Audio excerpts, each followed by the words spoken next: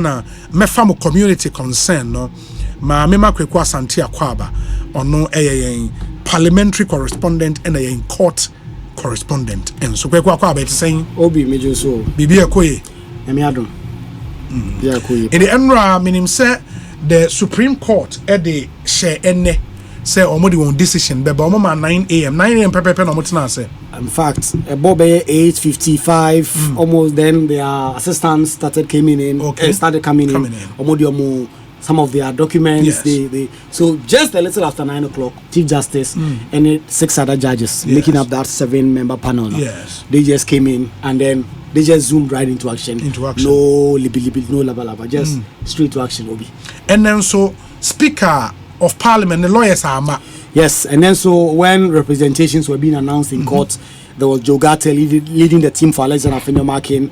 There was also the Attorney General himself leading his department with his deputies, but there was no representation again for the Speaker of Parliament. There was also no one from Parliament to come in to represent the party. In the matter. So it was just the two parties that were present yesterday who advanced arguments. No, it was the same group who are available this morning as the Chief Justice read the opinion of the court. But was there an issue around the absence of Speaker, the rep, and the council? Issue be by home? No, and there was no issue at all. In fact, yesterday, when there was no representation from the Speaker of Parliament, the Chief Justice, of course, he made some notes and then read to the court that by court, this is what the court has taken judicial notice of. There is no representation from the Speaker, as well as the opportunity given the Speaker to file some processes, the statement of case and the memorandum of issues had also not been done.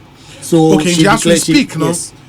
Speaker, timer, the Supreme Court, after the ruling on the interlocutory application, say, yen set aside the ruling of the Supreme Court, say, stay the status quo in the House. Yes. No?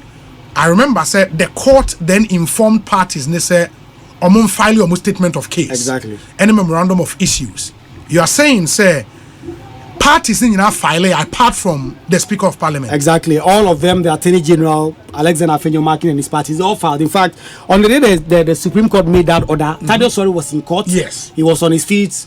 And in fact, one of the judges even said, can he file the next day? And he said he wanted to get instructions from the Speaker of Parliament who had given him the brief. And so, as and when that came in, he was going to file the appropriate documents. The deadline passed, nothing had been done. In fact, the AG said, as of last Friday, the Chief State Attorney reached out to Mr. Thaddeus Sorry to find out why those documents had not been filed, but they didn't get any good response. And that is why they also went ahead, they filed their documents, and then they came to court to make their and the court, even on statement of case, file. Exactly. They didn't even file any statement of case. And then to build on that, to develop the memorandum of issues, and then put that before the court to enable the court come to a conclusion. Oh, okay. And the court had to rely on the statement of case from the Attorney General and then Alexander Afenyo-Markin as the plaintiff in this matter. But so Attorney General had made the point forcefully that because this is a matter of constitutional interpretation, of course, you don't even need the Speaker of Parliament to come and say anything.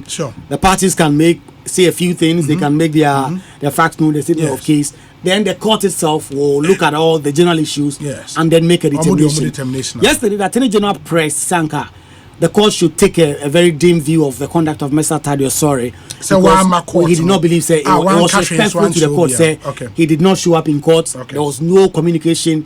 He could have sent some of his juniors to come to court, whatever. There was nothing of the sort in court. But some of the judges were not too inclined to listen to that. In fact, Amadou Tanko said, you leave that to us, we'll take care of it.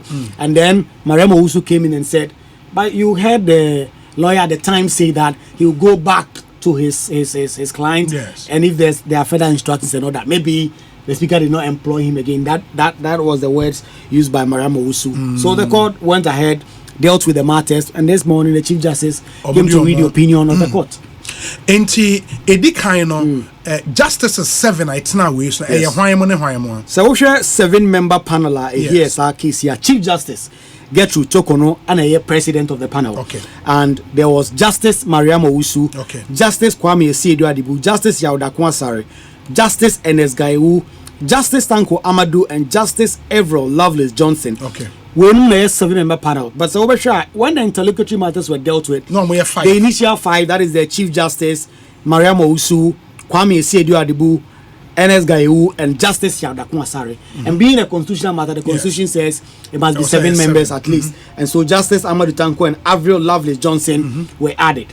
And the Chief Justice, when he was reading opinion, in fact today they didn't go even into the reasons for their ruling. He just gave the underlying facts and said that it's a 5-2 split decision. 5 members of the panel, majority decision actually. 5 members of the panel agree with the plaintiff's decision, and in fact the plaintiff action succeeds because of that, and 2 judges dissented.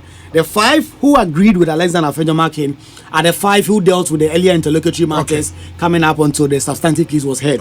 That is Chief Justice Tokonu, Justice Maria Mousu, Kwame Esiedu-Adibu, Justice Yaudaku Asare, and Justice Gaiwu. They formed the opinion, said Alexander Afenyo-Markin's action that upon a true and proper interpretation of Article 971G and H, the Speaker of Parliament could not have declared those 4 seats vacant. Was the right position. And in the interpretation, now we'll get to know the analysis they made, the reasoning behind exactly.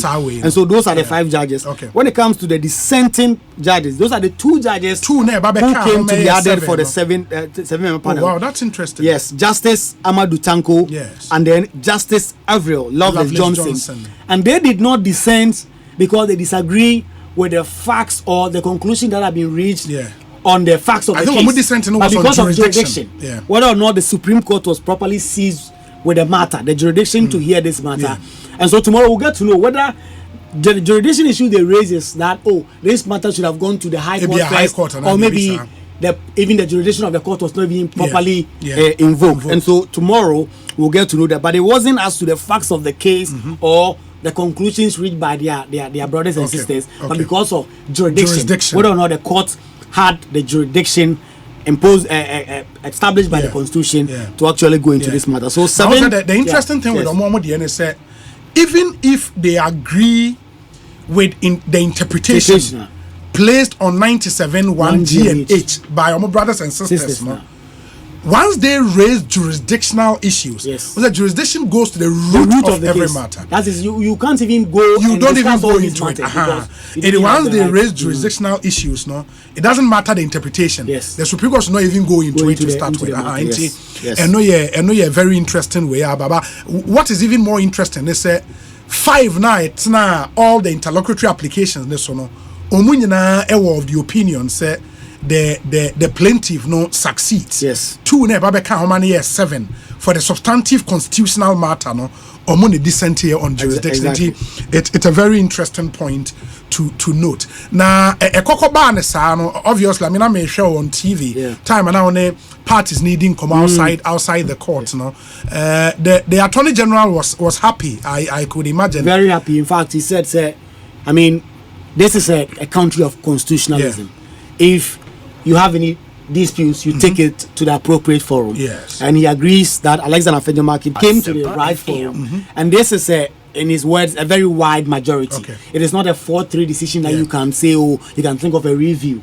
This is a 5-2, very wide margin in terms of the way the court decided. And he does not have any issues at all. In fact, he says the Speaker of Parliament and other persons, they can disagree with what the court has done. But constitutionalism means you need to abide by that. And so the Attorney General says he expects the Speaker of Parliament to actually take steps, active steps immediately to make sure that the ruling or the judgment of the Supreme Court is enforced. It is giving its prominence in Parliament. And then there was also Joe Gatti, who led the team for Alexander Afenyo-Markin when the substantive matter was heard. He himself, a former Attorney General, and also came to the same conclusion, say, of course, Omayimu, there will be when I say this is the position, this is not the position. Once they had come to the Supreme Court and the court had made a determination as to the specifics of this matter, he expects here in the next few days the Speaker of Parliament will comply, perhaps recall Parliament on its own volition, make sure that these things are in motion. And then later we heard from Alexander Afenyo-Markin, who also threw a challenge to the Speaker, said they've had their differences right from the start. he expects that the Speaker of Parliament will also recall Parliament and order the NDC MPs to take the minority side, allow them on the NPP side to come and take the majority side and do urgent government business, because as far as they are concerned, getting to the election, there are so many important business they have to do. There's the nominees to the Supreme Court, there are loans, tax waivers, there's the bauxite mining agreement, lithium mining agreement. Yeah. He says these are not things that can wait for so long, and so the Speaker of Parliament should reconvene. But one person, he had very strong words, was Wafaketi Amon, who said the Speaker was acting with dictatorial tendencies, and that the Speaker of Parliament had really been cut aside by the Supreme Court, and he expects the Speaker will do what is right, obey the ruling of the court. And see, and in fact, MPP MPs, they were there in their numbers, they were singing their party anthem, they were singing in Shi Rado Rado. It was a scene of jubilation. A lot of other party supporters who also came around, also joined in. So Obi there, Ekosi or court, Supreme Court. Wow. I think it captures everything for us beautifully. Kweku Yedase, Bibiani Ebesia Kasebio, Kweku Asante, in parliamentary correspondent and your court correspondent, because this issue borders on parliament. He's been following up on that in the Supreme